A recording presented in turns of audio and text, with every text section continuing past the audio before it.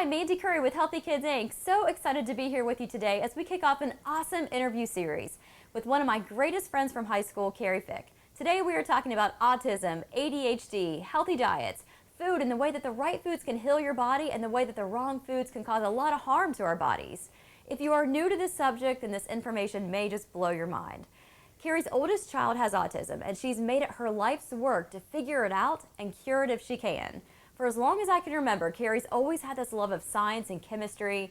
She became an optometrist. She really understands the science behind food and nutrition. And she and I have been talking about this stuff for many years, and we oftentimes find ourselves at coffee shops talking about leaky guts and fermenting foods and all those crazy subjects. But we both have such a passion for healthy kids, and she's been such an asset to our whole family.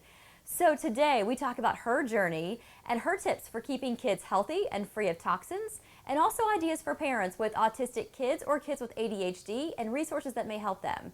Carrie now travels the country learning about autism, diets, and new treatments. She is a wealth of knowledge, so let's get right into it. So 5 years ago, she had her first child, and then what? About a year after you had him, then you realized that he then had autism. Yeah, at about 13 months. Process. Yep. So he was progressing normally up to that point. And then what was the point where you noticed that there was a change? Yeah, he was growing normally. Developmentally, he was fine. He was interacting. He met all those milestones like sitting up, standing, cooing, smiling, mimicking, and everything. And then I nursed him until about 10.5 months. And then when I stopped nursing, I started to notice that just little odd things started creeping up, like he would stare at fluorescent lights and open and close cabinets. And then he started retreating back into his own world, just gradually. Well, not gradually, I guess it was over a period of like a month and to a month and a half. And then I took him in for his 12-month vaccinations, and he received a flu shot at the same time as the vaccinations. And within a few days of that, he stopped talking. He was talking, he had about 12 to 13 words. He was mimicking, and we didn't think anything was odd about anything. Soon thereafter, after his vaccinations, he stopped talking, and it was like he'd lose one word at a time over a period of a few months. And not knowing that vaccinations may have played any part in the development of autism for him, I kept vaccinating him. So I took him in for a flu shot booster like a month after his 12-month vaccines.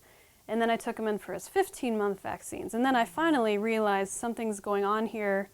I need to stop this until I figure things out and really figure out if it is affecting him. And so then I stopped vaccinating him. And he went about 4 to 6 months with no interaction, no words, no sounds other than crying. And finally, once we started therapy and changed his diet, he started interacting again. And was the flu shot maybe what was like the icing on the cake, or vaccinations, just kind of what provoked it a little? Well, I think that he had, looking back, he had all these signs that his immune system wasn't functioning properly and his GI tract wasn't functioning properly, or his GI system. For example, he was jaundiced as a baby. He had jaundice for months, and that's not normal. And so that's a sign that your liver is not getting rid of the toxins. And also he had a lot of gastric reflux. So bad that I had to lay blankets down anywhere that he was laying because I knew it was just all going to come up. Yeah. What else? He had diarrhea. That's a major thing. And at the time, I thought it was just normal because I thought since I was nursing that it would be different than a kid's bowel movements that wasn't nursing. Sure. So he had rashes, eczema. So all these things that could have been signals that he shouldn't be receiving so many vaccinations at one time. Gotcha. And I didn't know. Like nobody knows. So Of course, yeah. Yeah. So all that played a part, and also when I stopped nursing, I started feeding him formula, and so I did that for a month and a half. And a lot of kids with autism cannot handle what's called casein, which is the protein in milk. And so that, I believe, is what started these kind of odd behaviors. In addition to that, I was feeding him rice cereal, which all these things are just, standard things that you do with your children, but they can't digest, break down rice. And so everything was just contributing to this overload of toxins and changes in his gut flora, which is the makeup of your bacteria and yeast in your intestinal lining. And that is extremely important in the development of your immune system for life. So tell me about the whole gut flora, because I'm just fascinated with that idea, because they say that the gut is your second brain, and I don't really understand what all is happening in there and why we all need it. Whether it's, autism, ADHD, I mean, that also can play a huge part in helping to improve it, right? If you have a good gut, but it's good for all of us, though. Yeah, so it starts when we're born. A baby, once they're right when they're born, they have zero gut flora. So they have no bacteria in their gut. And then the first 2 months of life is when they start to establish the map of their gut flora, so what it's going to be for their whole life. And it's hard to change the layout of the gut flora, and that's bacteria and yeast. We have good yeast in our bacteria, or in our digestive tract, that's good for us and what we call symbiotic. It lives with us and it helps us. But there are times when, like, if you take a course of antibiotics, or like many kids have ear infections or fluid in their ears and they're given antibiotics, and even just one course of antibiotics can wipe out that good bacteria in the gut and cause harmful yeast and harmful bacteria to grow in. I'll go back to the baby. So when you're born, you don't have any gut flora, and you get the gut flora from just coming through the birth canal. And it's advantageous to have a vaginal birth versus a C-section, because the babies that are born via C-section don't get that gut flora, and they're exposed to more medications through the mother's milk. So if you have a choice, and you don't always have a choice, vaginal birth it's better for the baby. Is better for the baby in that regard. And so for the first 2 months of life, it's the most important for the baby to not get sick and need an antibiotic. Once the 2 months is over, whatever flora they have in their gut, so whether it's, we have millions and millions and probably billions of gut flora, definitely billions of gut flora, gut bacteria, yeast, whatever that is at 2 months, it's hard to change, but it's not impossible to change it. And so the yeast and the good bacteria in our gut, they do a lot of things. They detoxify our heavy metals that we breathe in and eat, and help to get rid of them. They fight viruses and bacteria that come into our body, prevent cancer. What your gut flora is really determines, it determines your overall health usually. Like, some medications are actually given in the gut, and that affects you neurologically right away. The gut lining is very permeable to certain things. And so what can happen in autism, ADHD, and even just hyperactivity, developmental problems, you can get a breakdown in that gut flora where, whether it's from antibiotic use or heavy metal exposure, like from mercury, so what we call silver fillings, but they're actually 50% mercury. Heavy metals can damage that gut flora. And so if you have damaged gut flora, then yeast grows in and proliferates. And a little bit of yeast is good and necessary, but a lot of yeast can do a lot of damage and cause all kinds of behavioral problems and health problems. So once that happens, the gut lining becomes more permeable than it should be. So is that like the leaky gut? Is that what they leaky call it? gut, Okay, yes, gotcha. leaky gut syndrome. Okay. And so in leaky gut syndrome, a lot of food that the children eat, these children have problems digesting their food completely. So instead of breaking down their proteins into individual amino acids that are supposed to then go into the bloodstream and nourish us, what happens is the food doesn't get broken into the individual amino acids in it. There are long amino acid chains. And I mean, depending on what food it is, sometimes those whole chains can leak through that gut because the holes in the gut lining are bigger than they should be. And that causes food allergies because our body recognizes that as a foreign material in the blood. It's not supposed to be in the blood. And so then we develop antibodies toward it, and it can cause all kinds of issues. So like the increased like peanut allergies and things like that. I mean, is that what this could that be from that? Yeah, I think that's part of it. And then there's a theory on that, and I don't know if I'm, explaining it 100% correctly, but a lot of the vaccines are made from a peanut, some type of a peanut base, whether it's like a peanut oil base or something. So there are some theories that state that may be the cause of the peanut allergy epidemic. So how do you fix a leaky gut? I mean, can you repair it? Fixing a leaky gut is a tough task, but there are some things that I would do to start out with, and the first thing would be to remove gluten from the diet. Gluten is very inflammatory. It's in almost everything we eat. It's in most packaged foods. It's in any kind of bread, crackers, most chips, most snacks that we eat. What it does is it doesn't completely break down in the body. And like I was talking about before, it doesn't break down into those individual amino acids. And so it ends up being what's called a peptide, which is a chain of amino acids.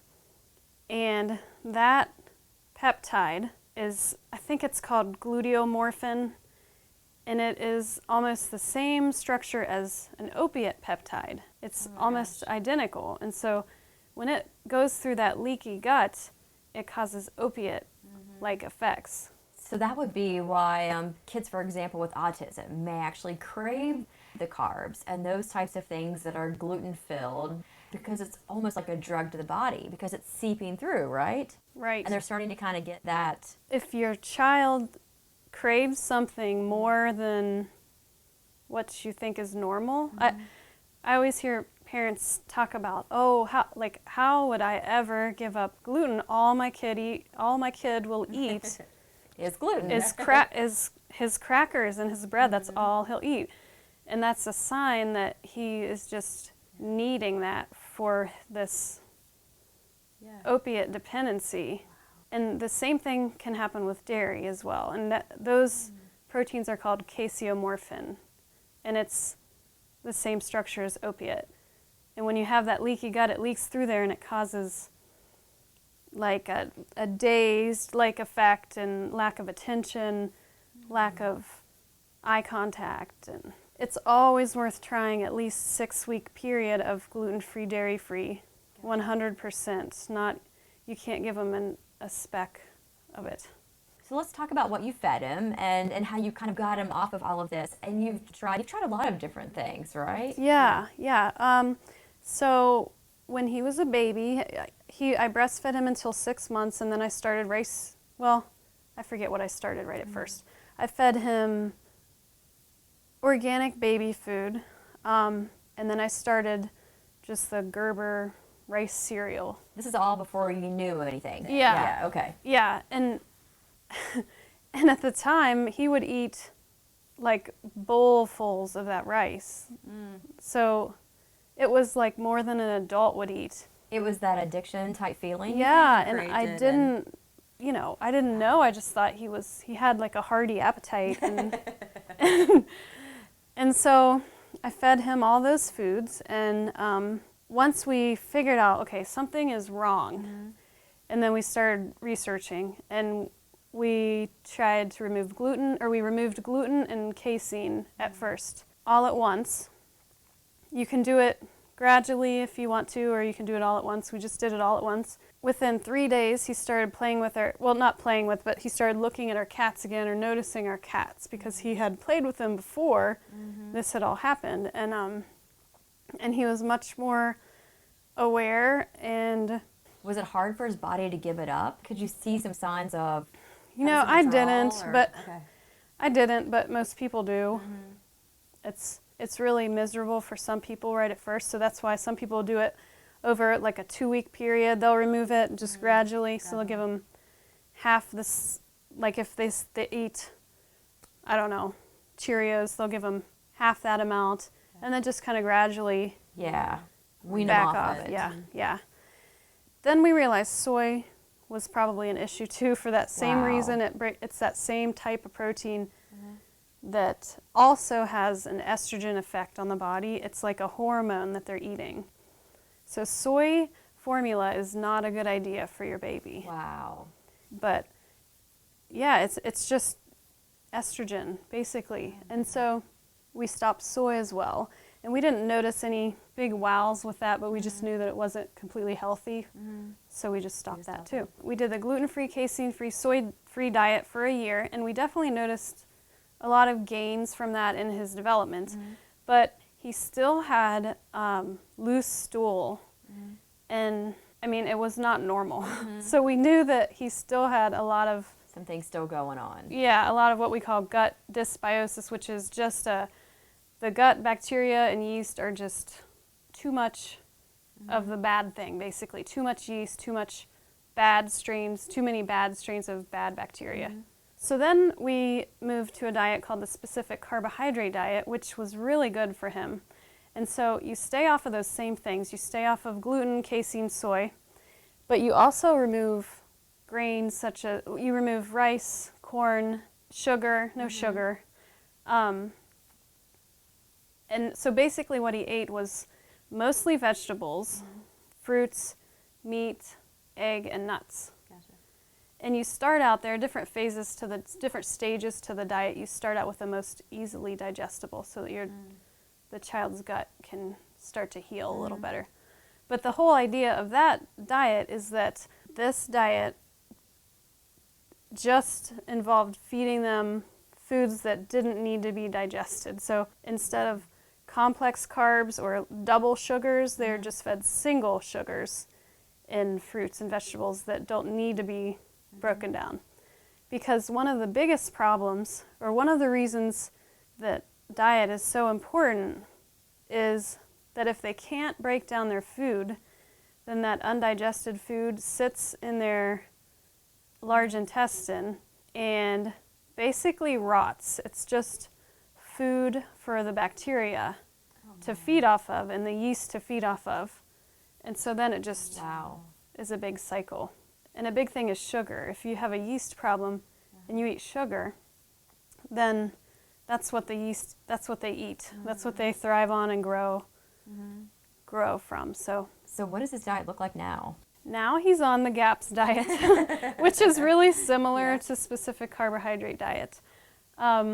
Except you add fermented foods in as well. So fermented foods are foods that are fermented, obviously, which is they contain a lot of good yeast and good bacteria, mainly good bacteria, but some of them have beneficial yeast as well.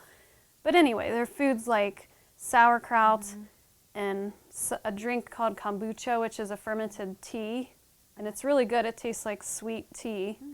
Those are the two main, well, and yogurt, homemade yogurt that you culture yourself. Gotcha. Okay. And so, and we also give him probiotics, which is just basically bacteria in a pill. Good bacteria. Yeah, so he gets billions of probiotics, or billions of bacteria with that probiotic. So do you ferment yourself then? I mean, you can buy some foods, obviously sauerkraut already in that You form, can, but right? the sauerkraut that you buy at the store isn't as healthy unless you buy it at a store like Whole Foods, unless it's raw sauerkraut with just cabbage and salt.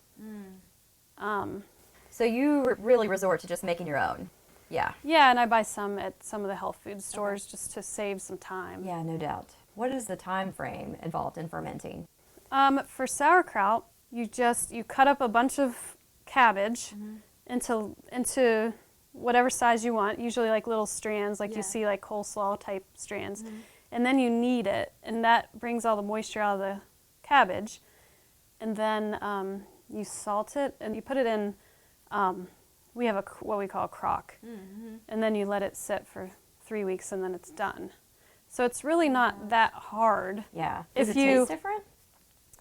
It tastes different throughout the, like, if you say get it out at 3 weeks, it's going to taste different than if you get it out at 4 weeks. So a lot of people will just kind of experiment and get a little out and taste it and then wait a few days and just see how sour they want for it to get. Oh, yeah. And Wow. and then there are different types of bacteria according to How long you wait. Yeah. So we do that a lot, and then we make coconut yogurt because a lot of kids can't tolerate milk, and so we make it out of coconut milk, which is just you put coconut in a blender basically and make milk out of it, and then you add a bacterial starter, and then in 2 days or in a day you have yogurt. Oh, wow. And it's good. That's nice, yeah. So can you tell a difference then? I mean, now that you're starting to really kind of get his gut healing, do you know differences in his milestones now and what he's able to do? Yeah, I mean, intellectually he's doing really well. He's reading at, I don't even know what kind of level. He's 5 years old now. He's adding, reading, I mean, doing all kinds of workbooks and everything like that. So he's making huge strides. He's making huge strides, and if I compare like 3 months ago to today and 3 months before that, it's probably great. journal on this, don't you? Yeah. I do, yeah. I do. I Yeah. write down what supplements I'm giving him and what his days are like according to what supplements I give him, and That's incredible. and what the foods that he eats, just to see if he does have some type of a reaction. Then maybe I'll be more likely to know which food it is. These kids have a ton of food sensitivities and allergies, so you can get allergy testing done, and so there are different types of allergies even. There's like the skin prick test, and that shows what's called an IgE allergy or an anaphylactic allergy, where they could have an anaphylactic reaction. And then there's also IgG food sensitivities, which can cause a whole host of things, from just GI discomfort to rashes to runny noses to a lot of different things. So it's nice to know what foods they're sensitive to, and that changes according to what they eat when they have that leaky gut. If they eat a ton of carrots, chances are some carrots are going to leak through their system and into their blood. So those sensitivities change all the time. And if they do have an IgE allergy, which is the anaphylactic allergy, those can be healed as the gut heals. I guess my next question is, so once you feel like you've got the gut kind of repaired, but it's not just the gut. I mean, it's the metals, it's toxins. I mean, is that a whole different subject, but it probably all still ties in a little bit? Yeah, it's all related, but a lot of children go through what's called a chelation therapy. That removes some heavy metals, and that helps the gut heal as well. How do we even get these metals in our body? Well, we get them through the air. So, especially here in West Virginia, we have coal-burning power plants, and that is a huge source of mercury. And so we get it. And this is just mercury. We have a ton of heavy metal toxins, but we eat mercury when we eat fish. Mercury has been found in basically any kind of fish. But we're told that we need to eat fish, though. Yeah, right. The safest fish to eat is fresh caught Alaskan salmon. That has the lowest levels of mercury that I know of. And a lot of people have good detoxification systems, and so they can eat fish and detoxify and get rid of that mercury. But kids with autism should not be eating, according to me, should not be eating fish other than fresh caught Alaskan salmon. Even Atlantic salmon has a lot of mercury in it, but it's those salmon that are way up in the streams in Alaska that haven't been exposed to right, that. Right. Gotcha. Okay. Right. So we get it through food. Our main source is from dental amalgams or fillings, silver fillings. They're 50% mercury by weight, and there are a lot of dentists that, mostly holistic dentists, that are aware of this, and they don't use their mercury-free offices. They don't use the mercury fillings. It hasn't reached the ADA yet. Sure. But in other countries, the fillings are banned. The silver fillings are banned. Silver fillings are banned, yeah. And I mean, I don't know the makeup of the white fillings, and it's probably not completely non-toxic as well, but they don't contain mercury, which is it's the second most toxic substance on the earth. And we put it right in our mouths. And so when you chew, anytime you chew and eat hot food, those fillings release mercury vapor, and you inhale it. And it's cumulative. It just accumulates in your tissues, and it goes to your organs and in your brain, and to your brain. And then what does it cause if you have too much mercury in your body? Disease? Disease. Yeah. Okay. Yeah, disease, autism. If you compare the symptoms of mercury poisoning and the symptoms of autism, they're the same. Oh, wow. From walking on their, when some kids with autism walk on their toes, they flap their hands, it's the same. So you have to work really hard to make sure that that your child is detoxed of all of that, of the mercury, of the metals, and how do you do it? We give a lot of vitamins. Sometimes they have to be given in higher doses than normally prescribed, because our kids don't absorb everything since their guts are damaged. We try to keep our house as toxin-free as we can, and that's been a process of just learning over the past 2 years. It's hard to do it all at once, but we just try to limit their exposure. One other source of mercury is high fructose corn syrup. So that is a source of mercury. I guess mercury sits in the bottom of the barrels when they're producing that, and I don't know, in some part of the production phase, they use mercury, and it's in there. So when your kids are eating Oreo cookies, they're just like, it's in everything. It's pretty scary, isn't it? It's very scary. Okay, so you talked about detoxifying your house and how do you do that? Because it's overwhelming. I mean, it sounds like all of our products have this in them. Yeah, one thing I would recommend is I would say buy a book on detoxifying your home, but now we can just look it up online. Just start to look at some natural blogs and websites about things you can do to detoxify your home. It takes a while. You can't do it all at once, but if you start thinking in this way, then I don't know, it compounds on itself, and you get more quick at to make incremental changes. Then it sounds like So things that we think are healthy for us aren't necessarily healthy for us, like antibacterial soaps, hand sanitizers. They are not healthy for us, and they're used in most of the schools and everywhere. Is it because they contain some sort of toxins? Well, the antibacterial soaps, and I'm sure every brand is different, but they kill bacteria on surfaces, and we need bacteria. That's what keeps us healthy. And so when we aren't exposed to all this bacteria, it's not healthy for us, because then it just compromises the gut as well. And the hand sanitizers, you could just Google hand sanitizer toxic, and you can see the ingredients in the hand sanitizers cause all kinds of problems. And so especially for little kids, and I know it seems like it's the healthy thing to do, but just washing your hands with water is really enough. The best thing you can do for your kids, because you don't want a sterile environment. You want an environment with all kinds of bacteria in it, so that their immune systems can grow. Wow.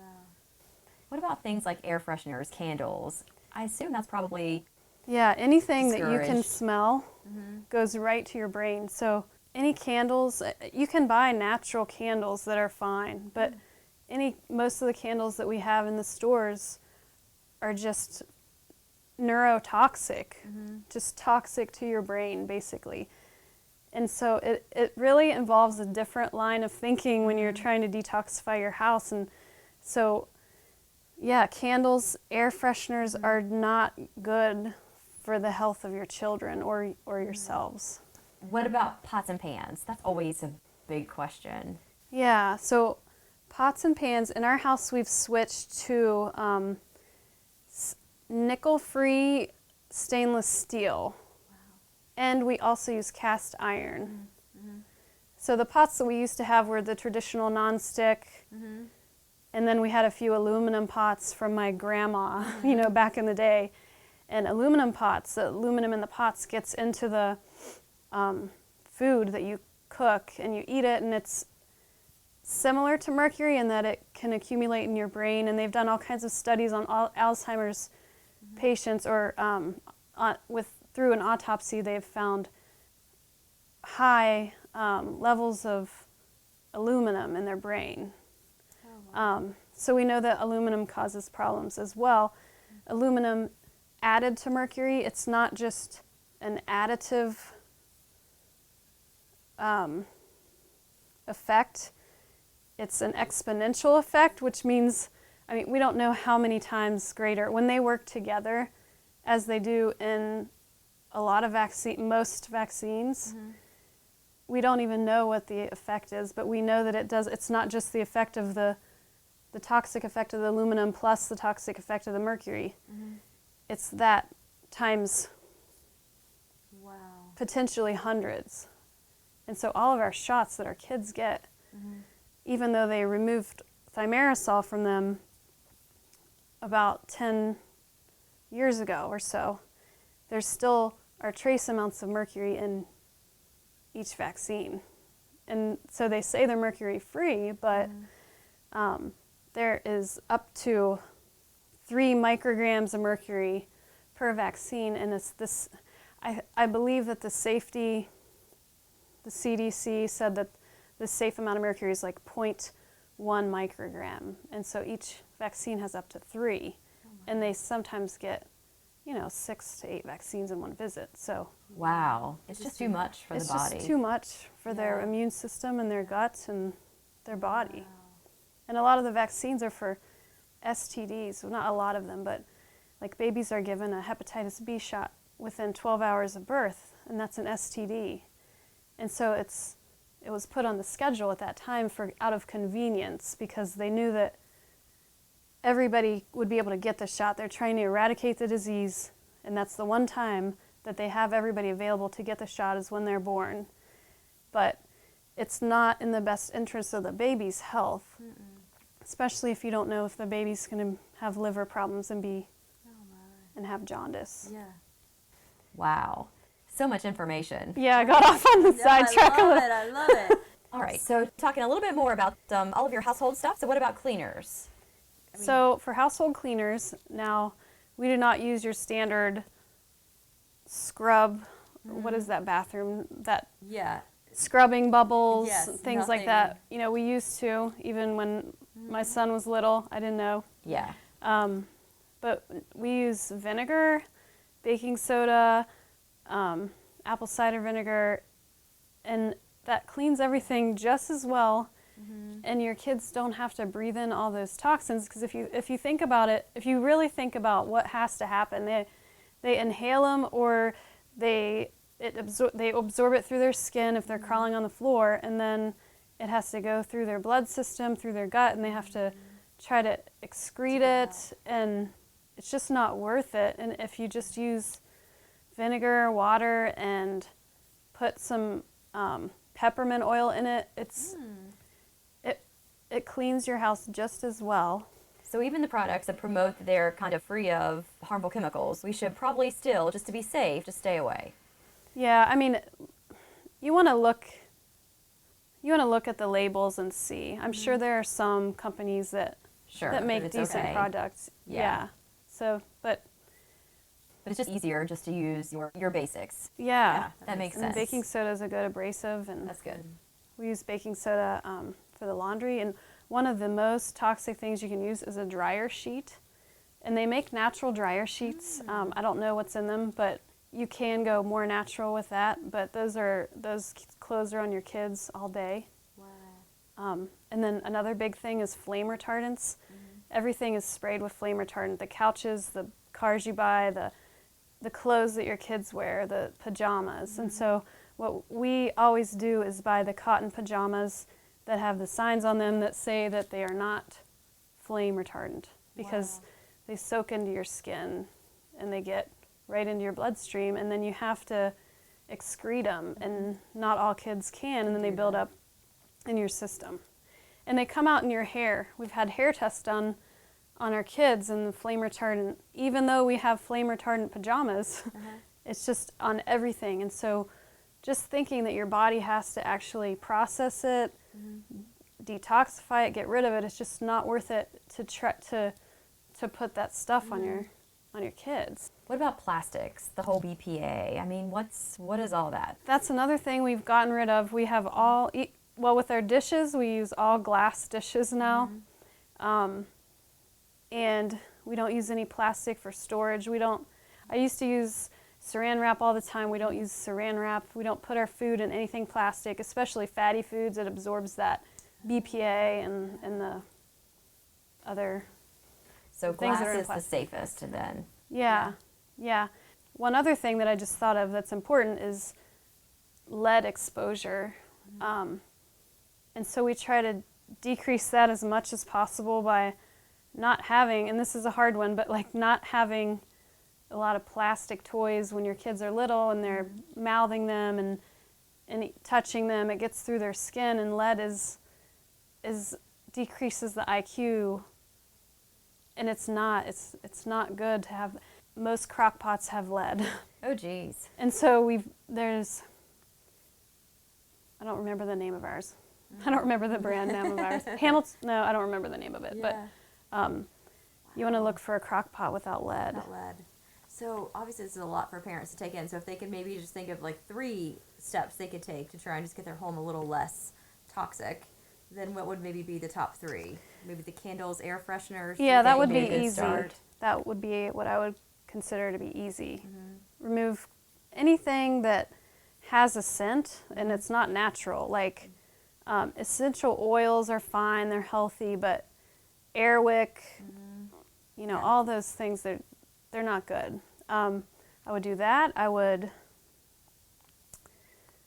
buy the flame retardant pajamas. And the household cleaner sounds like it would be fairly inexpensive to make that transition, and would also be healthy too. Yeah, it's very cheap. And that is also something you could do gradually. Maybe you could just start with your laundry detergent and then go to your countertop spray and what you clean your bathtub out with. You could gradually get into a more natural. And make that transition. Yeah. Nice. All right, so as we start to wrap up, can you maybe just talk about what would maybe be 3 things that, whether it is someone who maybe has autism, ADHD, ADD, or someone who's just looking for a healthier diet, what could they start to include and incorporate, and what should they look at for just a healthier gut overall? So what I would definitely start with is removing gluten and casein from the diet. Completely, 100%, never a speck of it. Do that for at least 6 weeks to see if you notice a difference. And then if you do, continue. And what might you notice? I mean, if you didn't have autism or ADHD, what would you notice if you took away the gluten and the casein from your diet? Well, if you didn't have one of those problems, then one thing that you might notice is less GI disturbance. That's good. You might notice if you had any dark circles under your eyes, those might clear up. Those are most likely some type of food allergy or sensitivity. If you're an adult, you might notice the joints don't hurt as much. All kinds of things. You might notice that your head is more clear. That's great. Yeah. Okay. So, but what I was going to say was, a lot of parents, when they move to that gluten-free, casein-free diet, they end up going to the stores and buying foods that are full of sugar, because a lot of the things that are advertised as gluten-free, casein-free are cookies or cereals that have a ton of sugar, and that is what we stay away from. counterproductive. Sure. Because that feeds that yeast. So that's a mistake that almost all parents make. I made that mistake too for a long time. So just make sure their sugar intake is at an absolute minimum And it doesn't matter if they have autism or not. That's just good, healthy Any behavior. kid, yeah. You're Yeah. right. And then that would also go along with the processed foods that we're buying as well. Then we probably need to stay away from those. They have a lot of sugar, they have a lot of salt, they have a lot of ingredients. Right. So when you're trying to think of what you should buy for your kids to eat, what you should feed your kids, try to think of what would nourish their bodies. And so read the labels, and you won't understand what everything on the label means. And if that's a sign that it's probably not healthy. There are things, I mean, food manufacturers, which shouldn't even be a term, but they don't even have to list, if an ingredient is less than 2% of what's in the food, they don't even have to list it. So you don't really know what's in the food. And simple things that sound good, like natural flavors, that is usually MSG. And so you want to read the labels. If it has more than 5 ingredients, it's probably not healthy. You want to feed your family whole foods, just pure food. Go back to No a diet chemicals. that we had a few generations ago, where everything is very clean and very just natural. Right. Yeah. And I heard somebody say last year that if your grandmother doesn't recognize the food, then it's not food. Like if you take Oreos and you have your great-grandmother who's not alive anymore probably, and you ask her if they recognize it, if they don't recognize it, then it's not a good sign that you should eat it. That's great 'Cause advice. it's not healthy. Wow. And that's our most important job, is to keep our family Keep our healthy. kids healthy. So we need to really look at the gluten, the casein, then the sugar, the processed foods, getting and really focusing on the nutrients and the nourishment that we can put into their bodies. Is there anything else that you think on top of that we should look at? A good cod liver oil provides a lot of vitamin A and those essential fatty acids that are good for brain development. So you have to be careful and you have to get a really clean brand, because as we were talking about earlier, most fish contains mercury, so you don't want to be just taking a teaspoon of mercury every day. The brand we use is Nordic Naturals, and it has been, it is known as, I believe, to have the lowest mercury content. Cod liver oil. So a lot of kids with autism, ADHD, behavioral disorder, the cod liver oil, a teaspoon a day. I mean, a lot of kids take more than that, but you could just start at a teaspoon a day. You can get them flavored. You can mask them in orange juice or something else, applesauce. But a teaspoon a day, and you can sometimes notice better interaction with your children when you do that. So I guess that's probably where I would start. That's great. And then I would seek out a holistic physician to try to help you work through all the biochemical pathway issues that arise that can be helped. Awesome. That's great advice. Wow, love it. Thank you so much. You're welcome. It was So great to talk to you. Yay, love it. Thank you. All right, well, we'll have you back because we need to explore some of this even in more detail. Okay. You have 4 years of knowledge that you need to share with us. Yeah. It's a lot. Gosh, so thank you. All right, we You're really welcome. appreciate it. We're going to put a lot of resources up for folks, because you have a couple of books that you really like as well. You've got a great GAPS diet book that you've used in the past. It's a really good resource. You've got another one, a book called Nourishing Hope for Autism. What other resources do you like? The main book that I'd recommend for any family who's maybe beginning this journey, learning that their child is not quite on the path that they thought they were, that they once were. There's a group called Talk About Curing Autism, TACA, and they make a book that explains everything that you need to do, basically. And so it's called the TACA Journey Guide, and they make one for smaller children, and I don't know what the age cutoff is, but then they make one for older children as well, and it contains everything from advocacy, legal issues, financial issues, diet, environmental, toxin. I mean, it goes over everything that you need to do, and step by step to help your child start to recover. Wow, that's incredible. Sounds like it could be just a good resource and good support group too, probably to be a part of. Yeah. That's And I think awesome. it's $15. I think. Can't beat that. Might be 25. That's great. I love it. And one last resource that you turned me on to was Dr. Mercola, who, Oh, yeah. oh my gosh, I just can't say enough about him. So we'll put his website link up there too, but he's definitely very non-traditional, and I'm sure some probably criticize and what he talks about, but oh my gosh, I mean, the research that goes into every post that he sends out every day, it's amazing. It's life-changing. He has a lot of passion for what he does, and that is just one thing that I've learned, that you can't listen to what other people say and take that as the truth. You have to figure it out yourself. Even if they're a professional, you know your child better than anybody, and so that's probably the most important thing that I've learned, is you really have to figure things out for yourself.